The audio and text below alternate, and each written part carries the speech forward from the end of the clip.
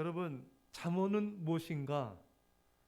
잠언은 우리가 삶을 살아감에 있어서 하나님께로부터 얻는 지혜를 짧은 문장으로 소개한 것이 바로 잠언입니다. 영어 단어 잠언은 프로와 또 버바라는 이 두 개의 라틴어 단어로 이루어졌는데, 그러니까 잠언이란 많은 말을 대신하여, 그러니까 많은 말들을 대신한 지혜로운 짧은 가르침, 이게 바로 잠언입니다. 잠언이 이렇게 문장이 길지가 않잖아요, 여러분. 그러니까 아주 하나님의 지혜 말씀을 짧은 격언 형태로 나타낸 게 바로 잠언입니다. 잠언으로 번역된 히브리 단어는 비교라는 뜻이 있습니다. 그러니까 솔로몬의 잠언들 잘 보시면요, 비교와 대조로 이루어져 있죠. 그러니까 이게 이 잠언의 표현 기법인데, 히브리 시의 특징이 병용절에 있습니다. 그러니까 히브리 시의 각 문장은 두 부분으로 되어 있고 각 내용을 강조해 주고요. 두 번째 부분이 앞 문장을 반복하는 경우가 동요적인 병용절이라고 하고요. 또 첫 번째 문장이 아닌 두 번째 부분이 첫 번째 부분을 부정하거나 대조하는 경우를 대조적 병용절이라고 합니다. 또 두 번째 부분이 앞부분을 보충하는 경우를 점층적 병용절이라고 합니다. 그러니까 우리가 요거를 잘 이해하면은 잠언을 이해하는 데 큰 도움이 될 수 있습니다. 예를 들어 볼게요. 이제 잠언 22장 10절에 거만한 자를 쫓아내면 다툼이 쉬고 싸움과 수욕이 그치느니라. 이거는 동요적 병용절이에요. 앞에 문장을 또 뒤에 문장이 또 더 이렇게 잘 설명을 또 해주고 있죠.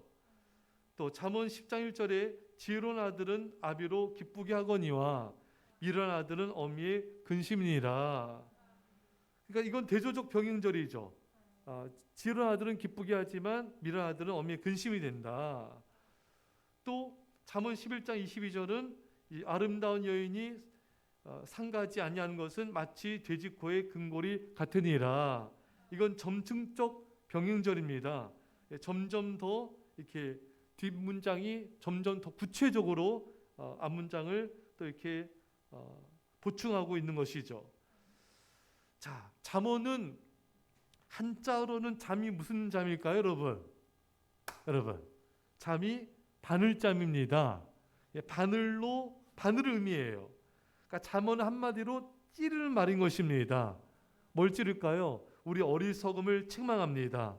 우리 무지의 가르침을 주는 달콤한 말이라기보다는 이 바늘처럼 우리를 아프게 한다는 것이죠. 우리 어리석음과 무지함을 드러내기 때문에 그 자체로 우리에게 고통을 주기도 하는 것입니다. 근데 이 고통을 달게 받는 사람은 이것이 이 잠언의 말씀 우리를 새롭게 하고 우리를 지롭게 하는 처방이 되는 것입니다. 그래서 잠언 9장 8절에 거만한 자를 책망하지 말라. 그가 너를 미워할까 두려우니라. 지혜 있는 자를 책망하라. 그가 너를 사랑하리라. 여러분, 거만한 사람은요, 책망하면요 안 받아요. 하지만 지혜로운 사람은 책망을 하면은 자신을 책망해 준 사람을 사랑합니다. 근데 여러분, 전자가 많을까요? 후자가 많을까요? 전자가 훨씬 많죠, 여러분. 충고를 했을 때 거만하게 그걸 잘 안 받는 사람들이 많아요. 나를 책망해 준 자를 사랑하는 지혜로운 자는 극히 드뭅니다.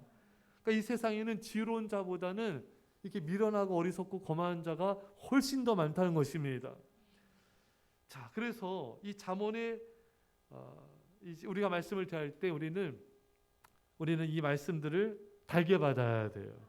그리고 누군가 여러분들과 우리를 권면할 때, 책망할 때 우리는 그것을 감사하고 또 그것을 또 기쁨으로 받고, 나를 책망해 준 사람한테 마음이 이렇게 꽁하거나 멀리하는 게 아니라 오히려 나를 책망해 준 사람을 사랑하는 자가 돼야 지혜로운 자가 된다는 것입니다. 그리고 우리가 마음을 넓혀야 돼요. 우리가 지혜로운 자가 되어야 돼요. 많은 사람들이 자기를 책망해 준 사람 사랑하지 않거든요. 그렇게 지혜롭지가 않다는 거예요. 근데 정말 지혜자는 나를 훈계해주고 나를 책망해주고 나의 죄를 지적해준 나단 선지자 같은 갓 선지자 같은 자가 정말 귀한 사람이거든요.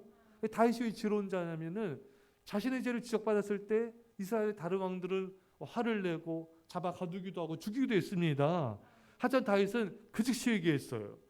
그래서 다윗이 죄를 범했지만 살게 된 것이고 하나님의 복과 은혜를 받은 겁니다. 왜? 다윗은 지혜자였어요. 심지어 시므이가 저주를 퍼볼 때도 그 속에 하나님 음성을 듣지 않습니까?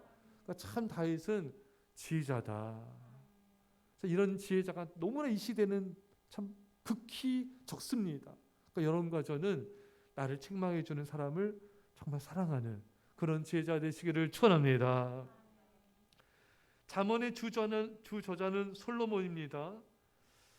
자, 여러분 이스라엘 백성들은요, 이 지혜에 대해서 잘 이렇게 중요성을 몰랐는데 솔로몬 때 와서야 이 지혜의 중요성을 깨닫게 되는 것입니다.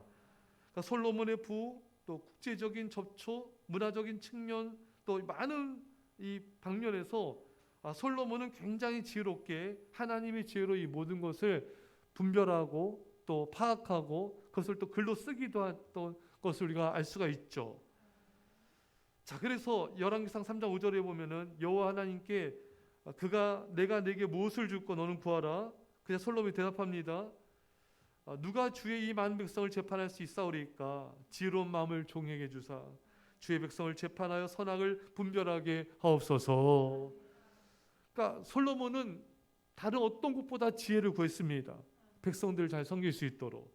그래서 하나님이 솔로몬에게 지혜를 주셨고 솔로몬이 구하지 않는 부귀영화와 장수와 원수멸하는 거 다 주셨습니다. 그러니까 우리가 하나님 앞에 기도할 때요, 사명을 따라 기도해야 돼요. 백성들을 잘 섬길 수 있도록 기도해야 돼요. 교회를 더 잘 섬길 수 있도록 은사와 능력을 달라고 기도해야 됩니다. 그럼 그게 주님의 마음에 합한 거예요. 그럼 하나님 그 사람에게 네 기도가 내 마음에 합하다. 네가 구하지 않은 것까지 내가 주리라. 그러니까 주님의 마음에 합한 기도를 드릴 때 모든 것을 더하여 주신 것입니다. 그래서 솔로몬은 지혜로워진 것이죠. 이 기도의 결과로 하나님이 솔로몬에게 지혜와 총명을 넘치도록 부어주셨고 넓은 마음도 허락하여 주셨습니다. 그래서 여러분과 제가 야고보서 말씀처럼 누구든지 지혜가 부족하거든 후히 주시고 꾸짖지 아니하신 하나님께 구하라. 그리하면 너에게 주시리라. 우리가 정말 하나님께 지혜와 지식을 구해야 돼요. 정말 교회 성도들을, 아이들, 학생들을 잘 섬길 수 있도록, 가정을 잘 돌볼 수 있도록, 자녀들을 잘 양육할 수 있도록, 맡겨진 일을 잘 감당할 수 있도록, 전도할 때도 지혜 입술을 주시옵소서. 우리가 그 지혜와 지식의 능력을 구해야 되는 것입니다. 이 지혜 은사를 구해야 돼요. 그래서 열왕기상 4장 29절 이하에 보면은 솔로몬의 지혜가 동양 모든 사람의 지혜와 애굽의 모든 지혜보다 뛰어나게 하나님께서 만들어 주셨습니다. 그 솔로몬의 명성이 국제적으로 퍼지게 되었어요. 그래서 그 결과로 전 세계 많은 사람들이 솔로몬의 지혜를 배우기 위해서 솔로몬을 찾아왔습니다. 자, 그래서 우리가 무엇을 추구해야 되는지를 성경이 말씀하고 있는 거예요. 우리 자신이 지혜를 추구해야 되고 또 우리 자녀들에게도 하나님의 지혜가 임하도록 그렇게 우리가 기도해주고 또 그렇게 지혜를 터득할 수 있도록 우리가 가르침을 줘야 되는 것입니다. 잠언은 이제 크게 1장에서 9장까지가 이제 잠언 솔로몬의 잠언 서론격이죠. 초반부고 10장부터 또 24장까지가 솔로몬의 이제 구체적인 삶에 적용이 되는 또 지혜의 잠언입니다. 25장부터 29장까지는 이제 저자는 솔로몬인데 히스기야의 신하들이 그것을 편집을 한 거죠. 그래서 히스기야의 신하들이 편집을 한 것이고 30장은 아굴이라는 사람이 잠언을 썼고 31장은 이제 르무엘 왕에 대한 르무엘 왕의 말씀인 것이죠. 어머니가 또 르무엘 왕에게 한 말씀이잖아요, 여러분. 그래서 이 아굴과 르무엘에 대해서는 알려진 게 거의 없고요. 또 어떤 성경학자들은 이게 솔로몬을 가리킨 게 아니냐 이렇게 보기도 하지만 어쨌든 아굴과 르무엘로 우리가 왕으로 보면 되겠습니다. 자, 그러면서 이제 또 31장에 보면은 현숙한 여인이 나오지 않습니까? 성숙한 여인이 막 칭찬을 받잖아요. 이것은 지혜를 의인한 것입니다. 이 여인은 지혜를 의인한 거예요. 또 잠언 8장에도 보면 지혜가 나오죠. 예수님을 또 의인한 것입니다. 예수님을 가리킨 거예요. 우리 좀 이따 볼 거고요. 열왕기상 4장 32절을 보면은 솔로몬이 잠언 수천 개를 또 지었습니다. 노래가 1,005편이나 돼요. 참 솔로몬은 노래도 잘했나 봐요. 작사 작곡 잘해요. 저작권에 등록됐나? 우리나라에서 저작권 등록된 사람들 대표적인 사람 있잖아. 박지영 씨, 뭐 김영석 씨인가요? 또 많죠. 예. 어쨌든 이 솔로몬은 참 노래도 105편, 1,005편이나 지었다. 그 수천 편의 잠언 중에 400개를 이 잠언에 수록을 한 것입니다. 자, 그래서 우리가 또 여기서 알 수 있는 것은 잠언의 주제입니다. 당연히 잠언의 주제는 핵심 단어는 지혜입니다. 그래서 우리가 잠언을 지혜서라고 하지 않습니까? 그래서 지혜라고 하면 일반적으로 지식을 적절하게 사용할 수 있는 능력이라고 생각하는데 이거는 어떤 실천면에서의 정의고요. 성경이 말하는 지혜는 여호와를 경외하는 게 지혜의 근본입니다. 그러니까 하나님을 경외하는 거예요. 하나님을 두려워할 줄 알고 하나님을 존경할 줄 알고 하나님을 정말 사랑할 줄 아는 사람, 이 사람이 정말 지혜로운 자라는 거예요. 아무리 세상에서 무슨 박사학위가 많고 뭐 스펙이 좋은다 할지라도 이 사람이 하나님을 경외하지 않으면요, 이 사람은 미련한 자예요. 어리석은 자입니다. 책을 수천 권 읽고 책을 수백 권 지었을지라도 이 사람이 하나님을 사랑하며 경외하지 않으면요, 이 사람은 미련하고 어리석은 자입니다. 그러니까 하나님을 경외하는 것이 지혜고 하나님을 경외하지 않는 자는 어리석은 자이다. 그러니까 우리가 세상과 사람을 볼 때 이 말씀을 가지고 분별하면 됩니다.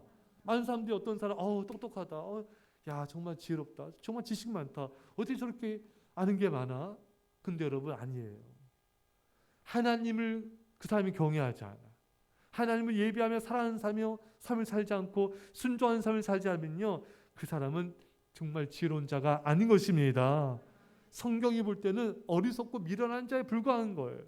그러니까 이 세상에는 얼마나 세상적으로는 인정받는 지혜자, 지식인들이 하나님께서 보실 때는 얼마나 미련하고 어리석은지를 우리가 알아야 되는 것입니다. 자, 잠언 1장 7절에 여호와를 두려워하는 것이 지식의 첫걸음이라고 말씀하고 있는데, 미련한 자들은 지혜와 교훈을 멸시하고 있다는 것입니다. 자, 또 어떨 때 우리가 지혜로워진다고 성경 말씀하고 있습니까? 여호와의 영에 충만할 때, 성령으로 충만할 때 우리가 지혜로워진다고 성경은 말씀하고 있습니다. 출애굽기 35장 31절에 하나님의 신을 그에게 충만하게 하여 지혜와 총명과 지식으로 여러 가지 일을 하게 하시되, 하나님의 영, 성령으로 충만해질 때 지혜와 총명과 지식으로 충만해지게 되는 것입니다. 여러분 왜 그렇습니까? 모든 지혜의 근원이 하나님이시기 때문인 것입니다. 그래서 하나님의 성령으로 충만한 게 중요한 거예요. 여러분 자신도, 여러분의 자녀들도, 여러분 주변 사람들도 이 사람이 정말 지혜롭게 원하십니까, 여러분? 그러면 성령 충만하도록 이끌어 주셔야 돼요. 성령 충만하지 않은 사람은 지혜의 근원이신 하나님으로 충만할 수가 없는 거예요. 지혜로 충만할 수가 없는 거예요. 책 많이 본다고, 뭐 지식 좀 많이 한다고 이 사람이 진짜 지혜로운 게 아니에요. 그 지식이 좀 많을 뿐이에요, 여러분. 하지만 진정한 지식은 하나님 아는 지식입니다. 진정한 지혜는 하나님의 성령으로 충만해지는 것입니다. 잠언의 기록 목적은 특별히 젊은이들을 가르치기 위해서 이 잠언이 쓰여졌습니다. 그래서 잠언서 서론 앞장에 계속 보면은 아버지가 아들한테 계속해서 가르치지 않습니까, 여러분? 계속 나오죠, 여러분. 또 그러면서 아들한테 음녀의 길을 가지 말아라, 음녀에게 빠지지 말아라, 그런 것을 계속해서 말하고 있어요. 예. 이 젊은이들을 향한 또 메시지가 많습니다. 또 우리 모두를 향한 하나님의 메시지이죠. 예. 그래서 이 이 잠언의 말씀 또 신앙의 원리들을 매일매일의 삶에 적용하는 것이 굉장히 중요하고요. 자녀들에게 이 잠언의 말씀을 가지고 이 부모님이 가르쳐주고 나누는 것은 굉장히 중요합니다. 그래서 빌리그람 목사님 제 책을 봤을 때 빌리그람 목사님께서 여러분 빌리그람 목사님 참고로 미국의 대통령들이 바뀔 때마다 이 빌리그람 목사님을 초청해서 기도를 받을 뿐만 아니라 어떤 국정의 어려움과 또 힘든 일이 있을 때마다 빌리그람 목사님을 초청해가지고 그분의 목사님의 지혜를 또 가르침을 받았습니다. 빌리그람 목사님이 굉장히 신앙도 뛰어났지만 지혜로운 분이셨던 거예요. 근데 빌리그람 목사님 뭘 강조하시냐면은 하루에 한 장씩 성경을 읽어라, 잠언을 읽어라. 잠언이 31장이잖아요. 그러니까 30일 된 날 2장 읽으면 되겠죠. 예. 그러니까 매일매일마다 잠언을 이렇게 한 장씩 읽으셨던 거예요. 저도 이 말씀 준비하면서 저도 잠언을 매일 통독도 하면서 매일 잠언을 한 장씩 읽었었거든요. 지금은 이제 제가 이제 말씀 준비하고 통독하나 못했었는데 다시 또 잠언을 하루 한 장씩 읽어야 되겠다 이런 마음을 갖게 되고 다짐을 하게 돼요. 그래서 여러분들도 특히 여러분의 자녀들은요 젊었을 때 어릴 때 더 이 지혜가 필요합니다. 그래서 하루에 한 장씩 잠언을 읽히고 그것을 부모님과 함께 대화를 나누면요 이 자녀는 정말 엄청난 지혜로운 자가 될 거예요. 여러분들도 굉장히 지혜로운 자가 될 겁니다. 할렐루야. 왜냐하면 이 잠언 읽기만 해도 너무 쉽잖아요. 그리고 적용이 너무나 쉬워요, 여러분. 그리고 우리 일상의 삶 좀 이따 나오겠지만 재정관리, 또 빚 문제, 또 이성 문제, 또 앞으로 또 사람과의 또 말에 관한 게 많이 나오잖아요. 어떻게 대화를 해야 되는 것인지, 어떻게 또 자녀를 가르쳐야 되는 것인지 굉장히 잠언의 주제가 광범위합니다. 그리고 일상적이고 우리 삶에 굉장히 구체적인 적용이 다이렉트로 될 수 있는 그런 말씀들인 거예요. 그래서 여러분들도 잠언을 열심히 읽으시고요. 매일 한 장씩. 또 자녀들도 잠언을 읽혀가지고 이걸 나누면요. 정말 대학교 몇 개를 나온 것보다 그 비교할 수 없을 정도로 지혜로 하나님 하는 지식을 충만하게 될 것입니다. 자, 그래서 잠언 1장도 그렇고 8장도 그렇고요. 잠언은 그 지혜를 인격체로 묘사하고 있어요, 여러분. 지혜가 우리를 불렀다. 여러분, 이 지혜는 바로 예수 그리스도를 뜻합니다. 특히 잠언 8장에 많이 나오죠, 여러분. 지혜가 세상을 만들었고 또 지혜가 우리를 생명 또 이런 여러 가지 말씀들이 계속 나와요. 그 지혜는 바로 예수 그리스도를 가리키는 것이죠. 고린도서 1장 24절에 부르심을 받은 사람에게나 유대인이나 그리스 사람이나 그리스도는 하나님의 능력과 지혜입니다. 예수님이 하나님의 여러분 지혜입니다. 잠언 8장 22절 이하에도 보면은 솔로몬의 지혜에 대한 설명은 예수 그리스도를 바라보게 하고 있습니다. 또 잠언 8장 22절 이하에 보면은 지혜는 영원하다. 모든 만물의 창조자이다. 이게 바로 예수님을 가리킨 겁니다, 여러분. 성부 하나님, 성자 하나님, 성령 하나님이 세계를 창조하셨잖아요. 그러니까 이 지혜가 예수님이 세계를 창조하셨다. 영원하신 분이시다. 지혜가 영원하고 지혜가 모든 만물의 창조자라고 의인하에서 말씀하고 있는 것입니다. 또 요한복음 1장 1절 2절도 마찬가지고요. 골로새 1장 15절 이하에도 마찬가지로 예수님이 지혜이시고 예수님이 세상을 창조했다고 말씀하고 있는 것입니다. 또 잠언에서 말하는 어리석은 자는 누구인가? 여러분, 잠언은 이 지혜를 필요로 하는 사람을 세 부류를 언급하는데, 즉 미련한 자, 거만한 자, 어리석은 자입니다. 어리석은 자들아 너희가 언제까지 어리석은 것을 좋아하겠느냐? 잠언 1장 22절 이런 말씀이 나오죠. 언제까지 또 조롱하는 일을 기뻐하겠으며 하며 미련한 자들 언제까지 지식을 미워하겠느냐? 그러니까 이런 자들이 더 지혜가 필요한 것이죠. 여러분 사무엘상 25장 보면 나발이 나오죠. 여러분 나발은 뜻이 뭐라 했죠? 미련하다, 어리석다는 것입니다. 이 나발은 자기를 신뢰하고 생각 없이 말하고 죄를 가볍게 여겼습니다. 이게 나발의 특징이었습니다. 그 어리석음이 본인을 죽게 만들었잖아요. 사실 여러분 많은 사람들은 자신의 어리석음 때문에 자기 자신을 죽게 만든 경우가 많은 것입니다. 그래서 여러분 지혜가 우리에게 생명이 되는 겁니다. 이 나발이 이 지혜 없이 말하고 지혜 없게 행동해서 스스로 생명을 단축시켰던 것이죠. 자, 그래서 이 지혜가 없는 어리석은 사람은 분별력이 없다는 것이 특징이고요. 이해력이 결여되어 있고 다른 사람이 쉽게 이끌려가고요. 잠언 7장 7절도 나오고요. 또 앞을 못 봐요. 22장 3절에 나옵니다. 그 결과로 계속해서 문제거리를 만들어내는 것입니다. 또 거만한 자는 또 오히려 또 조롱하는 자가 거만한 자를 또 말씀하고 있습니다. 자, 또 미련한 자는 히브리 말로 직역하면요 얼굴을 찌푸리라는 뜻이 있습니다. 그러니까 이 미련한 사람은 고웃음치고 경멸하고 입술 삐죽거리고 책망을 해도 유익을 얻지 못하고 그 결과 어느 날 심판을 받게 된다고 잠언에서 말씀하고 있는 것입니다. 그러니까 우리가 말씀드릴 때도요, 우리가 이 어리석은 자처럼 얼굴을 찌푸려서는 안 되고요. 또 거만한 자처럼 우리가 그것을 달게 받지 않아서 안 됩니다. 또 감사와 기쁨으로 우리가 받아야지. 그렇지 않으면 우리는 어리석은 자가 되는 것입니다.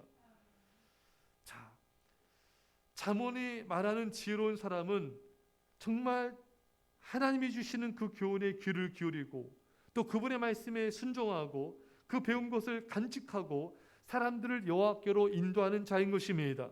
죄를 피하는 자가 지혜로운 자이고 자기 혀를 지키는 자가 지혜로운 자이며 자신의 일에 부지런한 자가 지혜로운 자의 특징인 것입니다.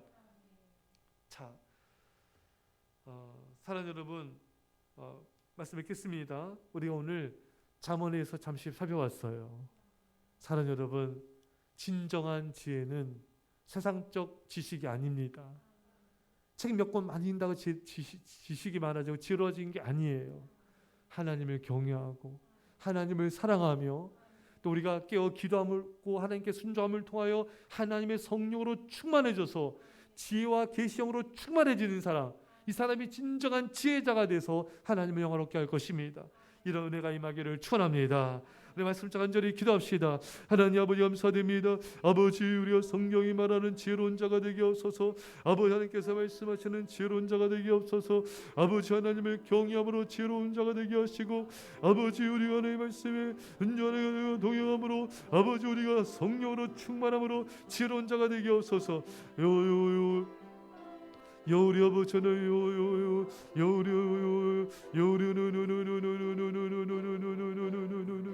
주여 우리 아버지 하나님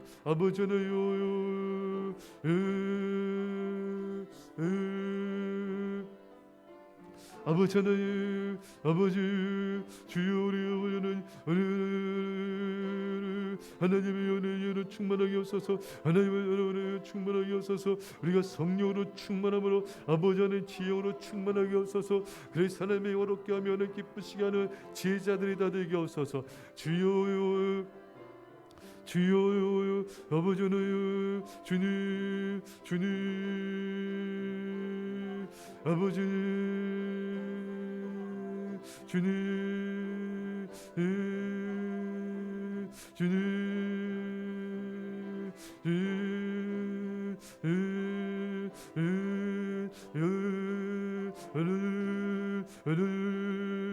아버지 주님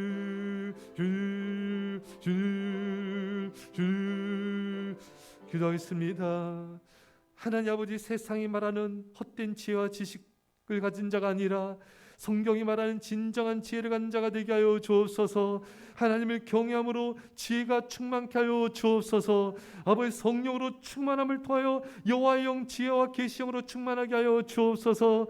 아버지께서 날마다 우리 하나님과 말씀에 순종하고 주님과 동행함을 통하여 진정한 지혜로 많은 생명들을 살린 자로 우리를 사용하여 주옵소서. 이제 예수 그리스도의 십자가 은혜와 아버지 놀라우신 사랑하심과 성령의 교통하심이 사랑하는 죄 백성들과 이 사랑교회와 이민절방 가운데 별의 땅과 영혼들과 전세계 교회 가운데 지금부터 영원토록 함께 할지어다. 아멘.